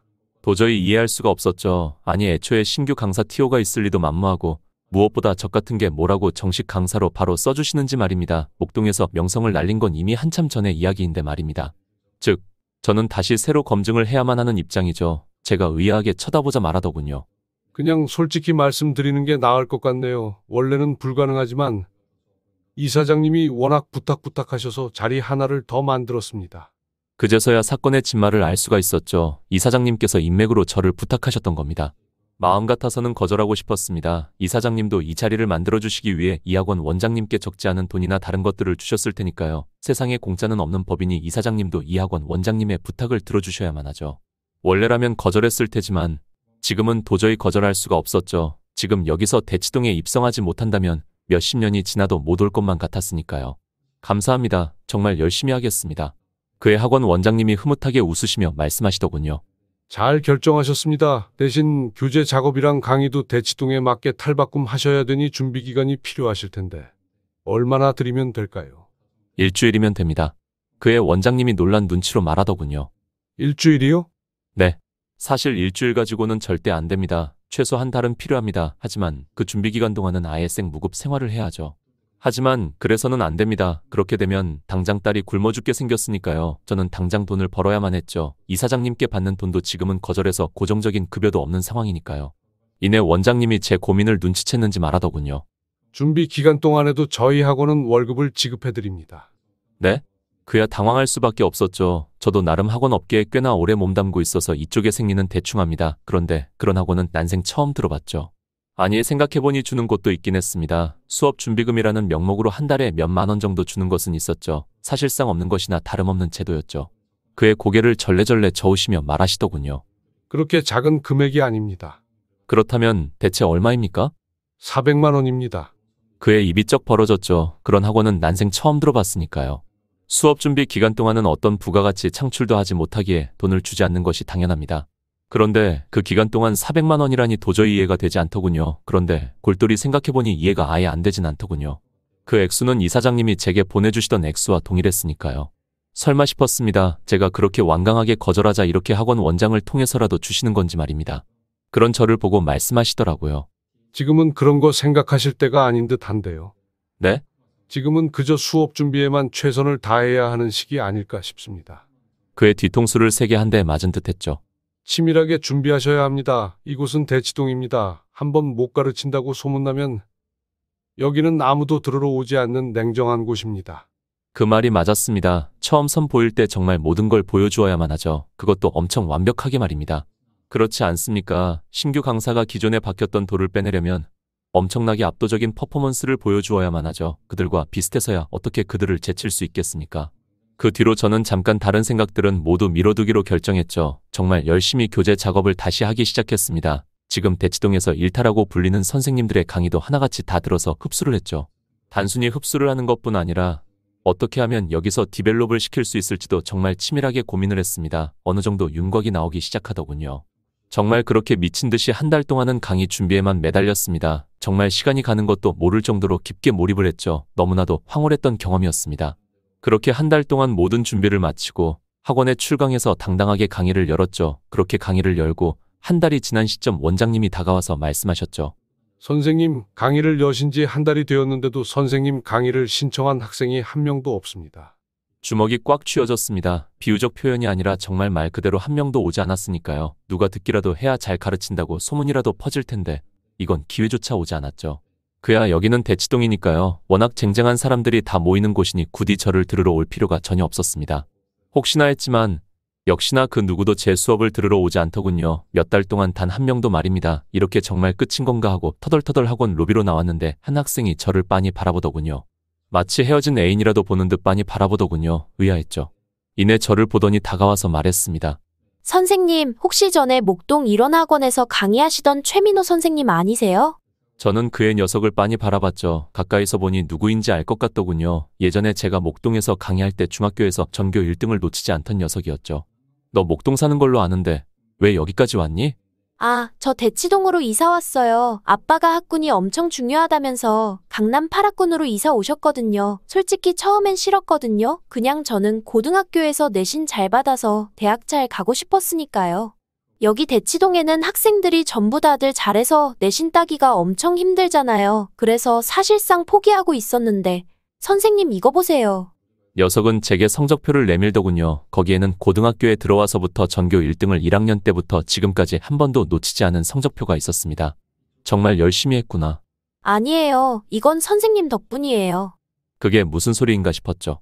아, 더 정확히는 국어 전교 1등을 놓치지 않은 건 선생님 덕분이에요. 선생님 방법론을 아직도 계속 써먹고 있거든요. 그래서 여기 대치동에서도 국어당과는 다니지도 않아요.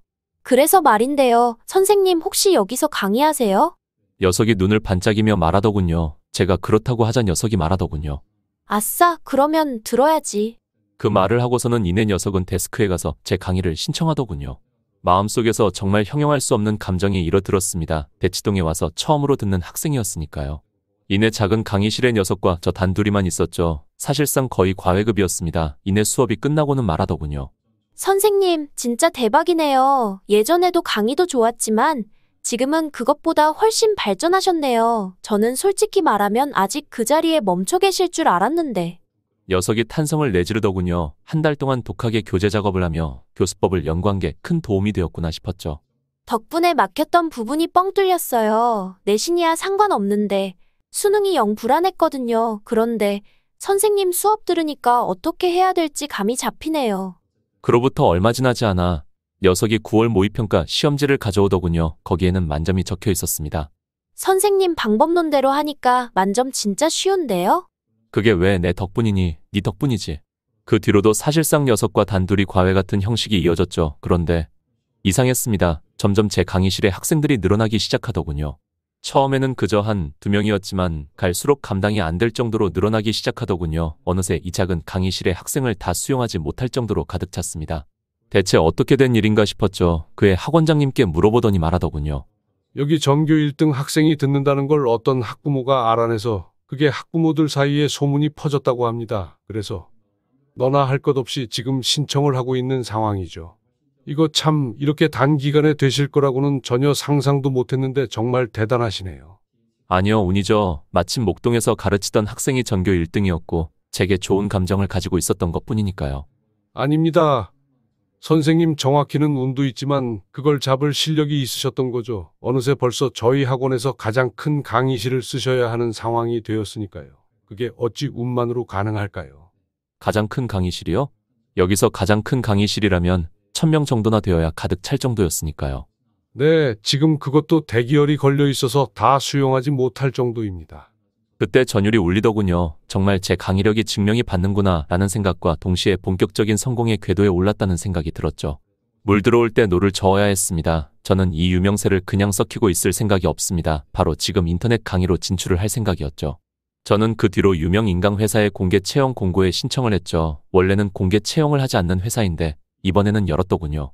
정말 모든 세상이 나를 위해 돌아간다는 생각이 들 정도로 너무나도 운이 좋았습니다. 저는 바로 서류를 넣었죠. 역시나 서류는 바로 붙더군요. 면접이 남아있는 상황이었습니다. 수많은 사람들 앞에서 강의를 해야 하는 상황이었죠. 그거야 당연히 자신이 있었죠. 저는 그 학원으로 찾아갔습니다. 이내 바로 면접관들 앞에 섰죠. 그런데 의외의 인물에 저는 당황할 수밖에 없었죠. 바로 너무나도 익숙한 실루엣이 있었으니까요. 바로 규철이 아버님이셨습니다. 원래 교육청 고위 공무원이 사설학원에 들어와서 한 자리 차지하고 있는 건 너무 흔한 일이었죠. 주먹이 꽉 쥐어졌습니다. 낭패다 싶었죠. 제발 못 알아봤으면 했지만 그런 일은 역시나 없었죠. 그분도 저를 보더니 흠칫 놀란 표정을 지으시며 제 서류와 얼굴을 번갈아 보더군요. 이내 저인 걸 확신했는지 음흉하게 씩 웃더군요. 저는 마지막 번호로 학원 원장님과 많은 면접관들 앞에 섰죠. 하지만 결과는 너무 뻔할 듯했죠. 그야 규철이 아버님은 제가 강의를 시작하기도 전에 모두 한 점을 주신 게 보였으니까요. 하지만 우선은 최선을 다하기로 했죠. 적어도 후회는 없어야 하지 않겠습니까? 그렇게 저는 정말 혼신의 힘을 다한 강의를 했죠. 끝났는데 다리가 풀리더군요. 정말 열정적으로 했습니다. 그 뒤로 저는 면접 발표만 기다리고 있었죠. 하지만 어차피 안 뽑힐 게 너무나도 뻔했습니다. 면접관이 한 사람이라도 한 점을 준다면 뽑힐 가능성은 거의 제로에 가까우니까요. 그야 당연하지 않습니까? 거기서 뽑는 사람은 단 한 명인데 말입니다. 그렇게 다음날 사실상 포기하고 평소에 출강하던 학원에 출강을 하려는데 문자 한 통이 오더군요. 당연히 불합격이겠지 싶었는데 문자 메시지 내용을 보고는 저는 당황할 수밖에 없었죠. 바로 합격 메시지였으니까요. 저는 급히 그 학원으로 찾아갔죠. 이내 원장 선생님과 1대1로 면담을 하게 되었습니다. 대체 저를 왜? 그야 너무 이해가 되지 않았습니다. 분명히 면접 점수로는 저는 중위권도 간당간당할 테니 말이죠. 그에 비해서 여기서 채용되는 것은 단 한 명뿐이었고 말이죠. 그의 선생님께서 말씀하셨죠. 선생님이 가장 높은 점수이셨습니다. 네? 도저히 믿을 수가 없었죠. 제가 가장 높은 점수라니요. 그런 제 표정을 보시더니 이내 원장 선생님은 제게 채점표를 보여주셨죠. 거기에는 규철이 아버님 빼고 모든 분이 저에게 만점을 주신 표가 있었죠. 그러니까 그쪽 분이 뽑히신 데는 아무 문제가 없습니다. 정말 간발의 차였지만 다른 분들이 만점을 주신 덕분에 저는 인터넷 강사로 정식으로 데뷔할 수 있게 되었습니다. 인강회사에 들어가며 다짐을 했죠. 반드시 1등을 하겠다고. 그야 여기 들어간 이상 반드시 1등을 노려야만 했죠. 이곳 인터넷 강의는 1등과 2등의 격차가 어마어마한 곳이니까요. 다른 업계는 상위권만 되어도 꽤나 먹을 게 많지만 이곳은 그렇지 않았죠. 오로지 1등이 다 쓸어담는 철저한 승자 독식의 시장이었죠. 정말 열심히 아니 잘해야만 했습니다. 열심히 하는 건 누구나 다 하는 것이니까요. 저는 그 뒤로 지금 있는 학원에서 출강이 끝나면 바로 이곳으로 출강해서 인터넷 강의를 찍었죠. 그 뒤로는 교재 작업도 열심히 했습니다. 정말 하루 종일 일만 하는 나날들의 연속이었죠. 그럼에도 순위는 가장 아래였죠. 이런 생활을 몇 년을 더 해야 할 겁니다. 그야 저는 이쪽에서는 아예 무명이니까요. 그런데 한 달이 지나자 갑자기 제가 4등으로 치고 올라와 있더군요. 대체 어떻게 된 건지 하고 보니 제 현강에서의 유명세가 입소문이 퍼지며 다들 한 번씩은 찍어 먹어본 것이죠. 그렇게 우연히 찍어 먹어봤다가 강의와 교재 구성이 너무 좋으니 다른 강사에서 저로 갈아타게 된 것이고요. 물 들어올 때 노를 저어야죠. 저는 더 열심히 했습니다. 그러니 단번에 2위 다음에는 1위를 기록했죠. 정말 꿈만 같은 순간이었죠. 1등이 되니 정말 제가 평생 꿈에도 꾸지 못한 액수가 한 달에 통장으로 꽂히더군요. 그렇다고 저는 자만하지 않았습니다. 꾸준히 달려서 1등을 계속해서 유지했죠. 돈은 쓰지도 않았습니다. 아니 쓸 시간도 없었죠. 일만 하기도 바빴으니까요. 그렇게 정신없이 달리다 보니 어느덧 수능이 끝나더군요. 이제서야 쉴 수 있게 된 것이었죠. 지금이 유일하게 강사들이 쉴 수 있는 시간입니다. 바로 학생들의 수능이 끝나고 나서 한 달. 이제서야 저는 뒤를 돌아볼 기회가 생겼죠. 저는 정말 오랜만에 집으로 돌아갔습니다. 거기에는 민지가 수능을 끝나고 채점을 하고 있더군요. 이내 저를 보며 활짝 웃으며 말했습니다. 아빠, 나 이번에 의대 갈 수 있을 것 같아. 진짜? 응, 나 이번에 최저 맞췄어. 너무 장하다, 우리 딸. 그에 저는 민지를 꼭 끌어안았죠. 그리고 주위를 둘러봤습니다. 여전히 너무나도 비좁고 금방이라도 쓰러질 듯한 가구가 질비해 있는 작은 방이었죠. 이제 슬슬 이사를 가야겠다 싶었습니다. 저는 강남에 있는 공인중개사에 전화를 했죠. 1시간 뒤에 방문하겠다고요. 그러자 그쪽에서는 기다리고 있겠다고 하더군요. 저는 평소처럼 지하철을 타고 그쪽 앞에 내렸습니다. 그들은 지하철에서 올라오는 저를 빤히 바라보더니 이내 입술을 꾹 씹더군요. 안으로 들어오시죠. 왜인지 통화 때와는 많이 다른 목소리였습니다. 찾으시는 물건이 이 근처 원룸이죠? 금방 찾아드리겠습니다. 그에 저는 고개를 절레절레 저었죠. 강남 쪽 아파트를 알아보고 있습니다. 네? 그의 의아한 표정을 짓더군요. 거기에다가 한강변까지 만족하면 좋겠습니다. 평수는 클 필요는 없으니 적당히 국민평형인 30평대. 그의 중개사분이 어딘가로 전화를 걸더군요. 이내 소장님으로 보이시는 분이 제 앞에 앉으시더라고요. 아마 아파트 매물은 소장님 정도 되어야 다루고 있는 듯했습니다. 이내 왜인지 한숨을 푹 내쉬며 말하시더라고요. 강남의 한강변 30평대 아파트를 찾고 계시다고요? 네. 이내 저를 대충 훑어보더군요. 대충 제 수준을 가늠하는 듯했죠. 이내 입을 뗐습니다. 강남의 한강변 30평대면 아무리 싸도 기본 30억 시작입니다. 알고 있습니다. 알고 계시다고요? 네. 그의 소장님은 저를 빤히 바라보더니 이내 말하더군요. 아무리 많아도 30대로밖에 보이시지 않는데 지금 나이에 그 돈이 있으시다고요? 그의 저는 고개를 끄덕였죠. 그의 중개사 소장이 눈을 가늘게 뜬 채로 말했습니다. 그러면 증명해 주실 수 있습니까? 예. 난생 처음 듣는 말에 당황할 수밖에 없었죠. 세입자가 집을 보는데 증명을 하라니요. 요즘 워낙 강남 한강변 쪽 아파트를 보여달라고 하고 사진만 찍고 계약은 하시지 않고 가시는 분이 많아서 이해 부탁드립니다. 말은 그렇게 하지만 사실 제가 그걸 지불할 능력이 없다고 판단한 모양이었죠. 확실히 그의 눈초리는 정확하긴 했습니다. 불과 몇 달 전까지만 해도 저는 완전 생 거지였으니까요. 단번에 바뀌는 건 무리였죠. 지금 입고 있는 옷도 평소에 입던 허름한 옷들 투성이고요. 사람은 한 번에 바뀌진 않더군요. 아, 뭐 그러면 그렇게 하죠. 저는 그 말을 하고 제 휴대폰에 있는 계좌를 보여줬죠. 그걸 보고서는 소장이 입을 쩍 벌리더군요. 100억? 이내 눈을 휘둥그레 뜬 채로 저를 쳐다보며 말했죠. 대체 뭐 하시는 분입니까? 그냥 학생들 가르칩니다. 그 순간부터 순식간에 공손한 태도로 바뀌었죠. 이내 차키를 꺼내며 말하더군요. 그러면 모시도록 하겠습니다. 저는 그 뒤로 한강변 쪽 아파트를 보기 시작했죠. 정말 좋긴 하더군요. 제가 예전에 살던 빌라에서는 온갖 벌레가 잔뜩 나왔습니다. 돈벌레부터 시작해서 지네 바퀴벌레까지. 정말 벌레와의 전쟁이라고 봐도 다름없었죠. 그런데 이곳은 전혀 나오지 않을 것 같았습니다. 자재도 언뜻 보아도 엄청나게 고급이었죠. 이곳이 30평대입니다. 50평대도 있는데 한번 보시겠습니까? 그에 저는 고개를 끄덕였죠. 얼마 지나지 않아 다른 동으로 갔죠. 거기는 50평대더군요.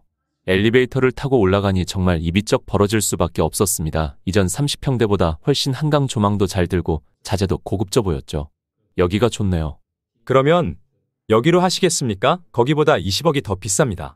20억이 더 비싸다는 말도 이제는 저에게 크게 부담으로 들리지 않는 금액이었죠. 더 풍족한 생활을 위해 20억쯤이야 더 쓸 수 있다 생각했습니다. 네, 그러면 지금 당장 계약하죠. 입주는 언제부터 가능합니까? 당장 오늘부터도 가능하십니다. 그 뒤로 저는 중개사 사무실로 돌아가서 사인을 했죠. 소장님 말고 다른 분들은 모두 어안이 벙벙한 표정으로 저를 보더군요.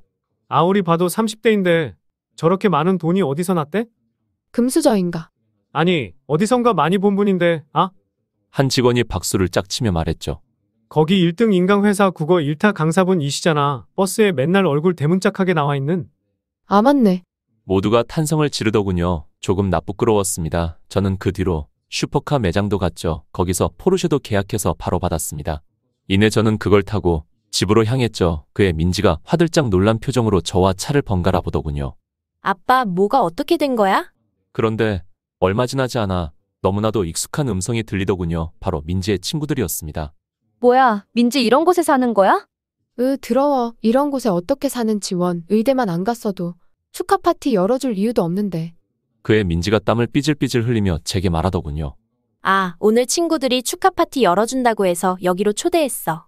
그리고 조금 있다가 이사장님도 오신대. 아니, 더 정확히는 전 이사장님이시네. 나 축하해 주시러 오신다고 했어. 그게 무슨 말인지 물어봤죠. 전 이사장님이라뇨. 그 말 뜻은 지금은 이사장님이 아니시라는 건데. 그의 민지가 말하더군요. 이사장님은 모든 재산을 처분하고 어떻게 재단을 운영해보려 했지만 결국 감당이 안 되어서 재단을 다른 사람에게 헐값에 넘길 수밖에 없었다고. 그래서 현재는 다른 사람이 이사장 자리를 맡고 있다고 하더군요. 주먹이 꽉 쥐어졌습니다. 그 이사장 자리는 이사장님이 평생을 바쳐서 얻으신 자리일 텐데. 그에 제가 물어봤죠. 이사장님은 언제 오시는데? 아마 3시간 있다가 저녁 시간에 오시겠지? 그러면 내가 부르는 주소로 오시라고 해. 지금 그쪽으로 갈 거니까. 그에 저는 제가 방금 계약했던 아파트 주소를 불렀죠. 그러자 딸이 눈을 휘둥그레 뜨더군요. 아빠, 진짜 여기야? 여기 평당 1억 넘는 강남에서도 최고의 입지인 아파트잖아. 한강뷰 보이는. 그런데 민지의 말을 끊고 민지 친구들이 제게 성큼 다가오더군요. 오랜만이에요, 선생님. 그 말을 하고서는 민지 친구들이 저와 제 차를 번갈아 보더군요. 그런데 여기 살면서 슈퍼카는 뭐래? 이게 말로만 듣던 카푸어인가? 선생님 이런 사람인 줄 몰랐는데 생각보다 허세 있는 분이셨구나. 그에 저는 피식 웃으며 말했죠. 방금 이사할 집 계약하고 와서 지금 이사 가는데 너희들도 따라올래? 그의 민지 친구들은 서로를 힐끔 보더니 말하더군요. 뭐, 좋아요. 이사하는 거 도와드릴게요. 어차피 파티 시간까지 한참 남기도 했고. 그렇게 저는 이 빌라에 있던 짐들을 싣기 시작했죠. 정말 엄청 낡은 것들 뿐이더군요. 지금까지 정말 힘들게 살았다 싶었습니다. 이내 민지 친구들이 말하더군요. 이거 의자 조만간 부서지는 거 아니야? 그럴 것 같은데 여기는 곰팡이도 펴있네. 이거 썩은 냄새나. 이거 여기 트렁크에 실으면 된다. 이내 모든 짐들을 차 트렁크에 때려박았죠. 이내 민지와 민지 친구들과 함께 제 차를 타고 이사할 집에 가기 시작했죠. 뒷좌석에서 민지 친구가 말하더군요. 이번에는 어디로 가세요? 다시 원룸? 아니, 아파트. 몇 평대요? 50평대. 그러면 경기도 엄청 외곽 쪽이겠네. 출근하시기 힘들겠어요. 우리 그냥 지금 차에서 내리는 게 낫지 않겠어? 경기도 엄청 외곽 쪽일 텐데 최소한 1시간 반은 걸려. 그에 제가 말했죠. 여기서 10분도 안 걸려. 그에 조금 의외라는 듯한 목소리로 말하더군요. 그러면 강남일 텐데요? 그럼 당연히 강남이지. 아저씨가 강남 50평대 아파트로 이사를 간다고요? 교사 그만두시고 학원 강사 하시는 거 아니었어요? 그것도 대치동도 아니고 어디 동네 학원이라고 들었는데. 그의 옆에 있던 민지 친구가 툭툭 치며 말하더군요. 그냥 쏘가드려. 조금만 있으면 어차피 거짓말 들통날 텐데 지금이라도 기분 좋으셔야지. 그냥 지금이라도 행복하게 해드리자. 자기들끼리 킥킥대더군요. 이내 자동차는 강남 고급 아파트 단지 앞에 도착했죠. 저는 차 주머니를 뒤적이기 시작했죠. 아저씨 여기 입주민 카드 있어야 출입문 열려요. 그냥 돌아가요. 이내 저는 카드키를 꺼내고 찍었죠. 그러자 출입문이 열리더군요. 뭐야, 아저씨 진짜 이 아파트 사신 거예요? 그의 민지 친구들의 눈이 휘둥그레졌죠. 이내 현관문에 입주민 카드키를 찍고 엘리베이터를 올라갔죠. 이내 11층에 도착하고 1102호의 문을 열고 안으로 들어간 순간 녀석들이 탄성을 내질렀죠. 넓은 창문 너머로 시원한 한강뷰가 펼쳐져 있으니까요. 와, 진짜 대박이다. 아저씨 뭐예요? 아저씨, 여기 월세예요? 아니, 매매. 그 말을 하고 등기부등본을 보여줬죠. 와, 아저씨 뭐예요? 대체 뭐가 어떻게 된 거예요? 여기 우리 아빠도 들어오려고 했다가 너무 비싸다고 못 들어온 곳인데. 여기 대출 1원도 안 나오는 곳이잖아. 현금으로만 40억 넘게 있어야 들어올 수 있는 곳인데 대체 뭐예요? 그런데 얼마 지나지 않아 초인종이 눌리더군요. 제가 그토록 기다리던 분이었습니다. 바로 이사장님이셨죠. 너희는 안방에 들어가서 파티하고. 아니 잠깐만요, 아저씨. 저는 엘리베이터를 타고 내려가서 이사장님을 맞았죠. 이내 이사장님이 눈을 휘둥그레 뜨시더라고요. 주소를 받고 여기로 오긴 했는데 정말 여기 사시는 거예요? 네, 그러면 올라가시죠. 네, 그럽시다. 이내 이사장님과 저는 현관문 안으로 들어와서 엘리베이터를 기다렸죠. 아직도 여전히 믿지 못하시는 눈치셨죠. 그야 어떻게 믿겠습니까? 여기는 현금으로만 40억이 있어야 들어올 수 있는 아파트인데요. 저는 옆에 있는 이사장님을 힐끔 바라봤죠. 그런데 예전과 달리 상당히 초췌해지셨죠. 예전의 당당함도 사라지시고 왜인지 주변을 둘러보며 눈치를 보시고 계셨죠. 저는 이내 이사장님과 차를 타고 1102호에 올라갔습니다. 이내 주위를 둘러보며 탄성을 내지르셨죠. 엄청나게 멋진 한강뷰가 펼쳐지고 있었죠. 와, 진짜 성공하셨네요. 11층에서 보이는 한강변의 경치는 정말 끝내주었으니까요. 민지와 민지 친구들이 안방에서 떠들고 있는데 말소리도 전혀 들리지 않을 정도로 방음도 잘 되었죠. 와인 한잔 하시겠습니까? 좋죠? 그 뒤로 저는 이사장님과 거실에서 같이 와인을 한잔 하기 시작했습니다. 그간 살아왔던 이야기를 하기 시작했죠. 그간 이사장님은 정말 힘들게 사셨더군요. 그 오피스텔을 처분하고도 도저히 자금 마련이 되지 않아서 결국은 재단을 다른 사람에게 넘길 수밖에 없다고 하셨습니다. 그뿐만 아니라 현재는 빌라에서 사시고 계셨죠. 제가 있었던 곳만큼 낡은 곳 말입니다. 심지어 원룸에 가까운 크기의 작은 곳이었죠. 그럼에도 제 통장에는 계속해서 보내주고 계셨죠. 정말 이런 사람 없다 싶었습니다. 그에 저는 하나 서류를 내밀었습니다. 이내 이사장님이 고개를 갸웃하시며 그 서류를 받으셨죠. 이게 뭐예요?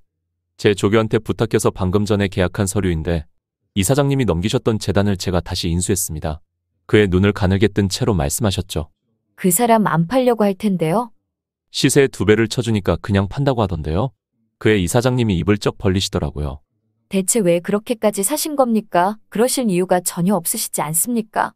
이유가 왜 없습니까? 그 말을 하고서는 저는 이사장님께 서류를 한 장 내밀었죠. 이사장님이 예전에 있으시던 재단에서 다시 이사장으로 복귀한다는 서류입니다. 그의 이사장님이 그 서류를 읽어보시더니 이내 눈을 휘둥그레 뜨신 채로 저를 쳐다보셨죠. 설마 저 때문에 이렇게 거금을 들여서 이 재단을 매입하신 겁니까? 아무리 지금 일타로 돈을 쓸어 담고 계시다지만 이 정도 금액은 상당히 부담이 되시는 금액이실 텐데. 아니, 그 재단이 매력적이더라고요. 그래서 샀는데 딱히 이사장직으로 믿을 만한 사람이 없어서 그냥 이사장님이 다시 하면 좋지 않을까 싶어서요. 제가 볼을 극적이며 말했죠. 그야 고지 곧대로 말했다가는 너무 부담 느끼셔서 거절하실 것만 같았으니까요.